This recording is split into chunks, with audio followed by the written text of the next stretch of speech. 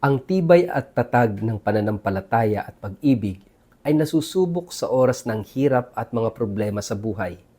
At ang totoo, ang tunay na pananalig ang nagpapatibay sa atin.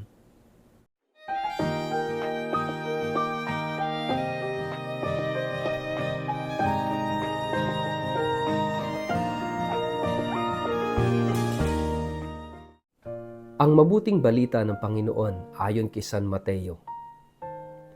Hindi lahat ng tumatawag sa akin, Panginoon, Panginoon, ay papasok sa kaharian ng langit, kundi ang mga taong sumusunod sa kalooban ng aking Ama na nasa langit. Sa araw ng paghuhukom, marami ang magsasabi sa akin, Panginoon, hindi po ba't sa iyong pangalan ay nangaral kami, nagpalayas ng mga demonyo at gumawa ng mga himala? Ngunit sasabihin ko sa kanila, hindi ko kayo kilala. Lumayo kayo sa akin, kayong mga gumagawa ng kasamaan. Kaya't ang bawat nakikinig at nagsasagawa ng mga salita kong ito ay maitutulad sa isang taong matalino na nagtayo ng kanyang bahay na ang pundasyon ay bato. Umulan ng malakas, bumaha at binayo ng malakas na hangin ang bahay na iyon. Ngunit hindi nagiba sapagkat nakatayo iyon sa bato. Ang bawat nakikinig ng aking salita, ngunit hindi naman nagsasagawa ng mga ito, ay maitutulad naman sa isang taong hangal na nagtayo ng kanyang bahay sa buhanginan. Umulan ng malakas, bumaha at binayo ng malakas na hangin ang bahay. Ito ay bumagsak at lubusang nawasak. Namangha kay Jesus ang mga tao ng kanilang marinig ang kanyang pagtuturo sapagkat nagturo siya ng may kapangyarihan, hindi tulad ng mga tagapagturo ng kautusan. Ang mabuting balita ng Panginoon. Word of the day, hear what God has to say. Mapagpalang araw po sa inyong lahat. Kumusta po kayo? Ang atin pong word of the day ay resilience. Bago po tayo magpalalim sa atin pong reflection sa araw na ito, kayo po'y muli kong inaanyayahan na huwag kakalimutan na mag-like, follow at subscribe sa atin pong Facebook page at YouTube channel na Word of the Day. Ganun din po paki-share ang video ito sa inyong kapamilya, kamag-anak, kaibigan, mga kakilala sa social media para sama-sama po tayo sa pagiging media evangelizers at online missionaries na nagpapalaganap ng salita ng Diyos sa mundo ng social media. At kung kayo po'y nakikinig ng Word of the Day sa pamamagitan ng Radio Maria, mapagpalang pakikinig po sa inyong lahat. Mga kapatid, tayong lahat ay huhusgahan sa pag-ibig. Darating ang panahon, tayo mamamatay at haharap sa Diyos. At tayo'y huhusgahan kung tayo ba'y nagmamahal. Ito ang kaharian ng langit. Ito ang kaharian ng Diyos. The kingdom of heaven, the kingdom of God, is about love. Why? Because God is love. Kaya nga napakahalaga na tayong lahat ay namumuhay sa pag-ibig sapagkat doon tayo huhusgahan.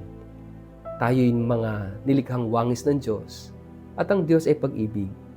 Ito yung sinasabi rito sa ating gospel na sa araw na yon, sa araw ng paghukom, sa araw na tayo haharap sa Diyos, kahit sabihin nating, Panginoon, Panginoon, kami nagpahayag, ako'y nagpahayag ng iyong salita.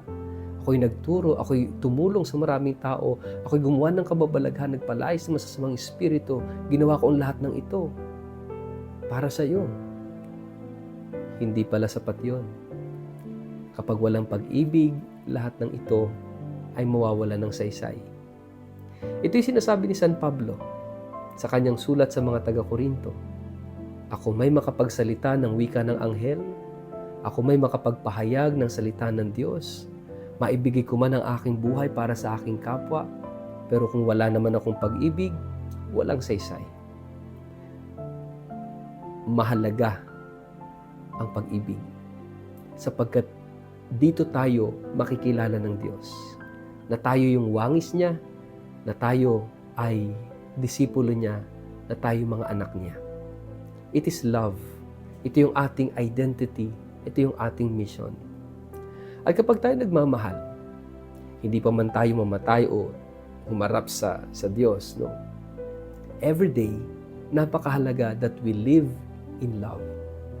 Mamuhay sa pag-ibig. Sapagkat ito yung magpapatatag sa atin. Yung pag-ibig ng Diyos sa atin at pag-ibig natin sa Kanya at sa ating kapwa. Ito yung tunay na kahulugan ng resiliency. Ang tunay na lakas natin ay nanggagaling sa pag-ibig ng Diyos. Ang Diyos na nagmamahal sa atin sa kabila ng lahat.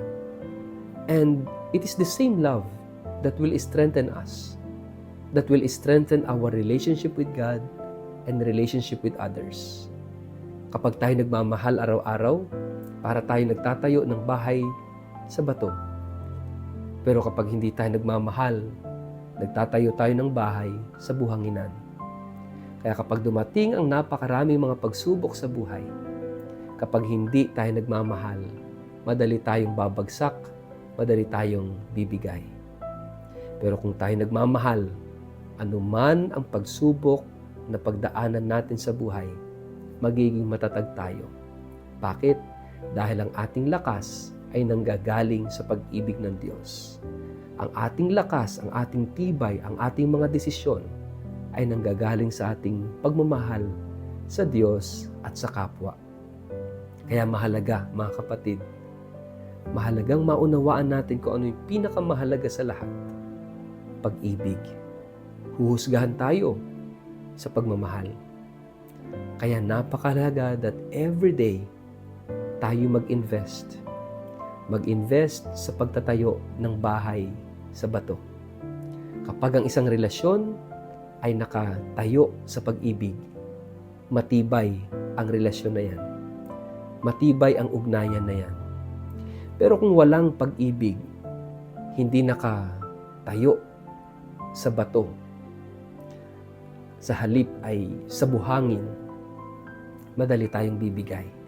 Kapag walang pagmamahal sa mga relasyon, sa mga ugnayan, sa pamilya, madaling babagsak sapagkat hindi matibay. Mga kapatid, pagharap natin sa Diyos, kapag tayo nagmamahal, sasabihin sa atin ng Diyos, kilala kita kasi nagmahal ka. Sana po, huwag natin itong kakalimutan na ang tunay na kahulugan ng katatagan ng tibay ay pag-ibig.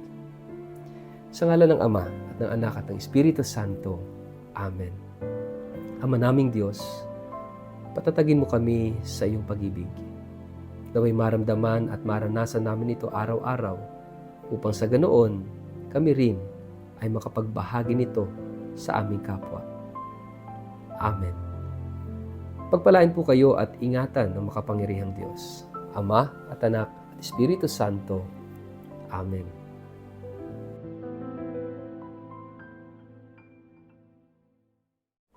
Sa lahat po ng mga nais pang humabol para po sa pilgrimage sa October 11 to 25 ngayong taong ito sa France at sa Italy, mayroon na lamang pong 10 slots available, and if you are interested, please let us know right away. Pakitingnan ang contact details na nakikita nyo sa screen para makapagpa-reserve na kayo. First come, first serve lamang po ito.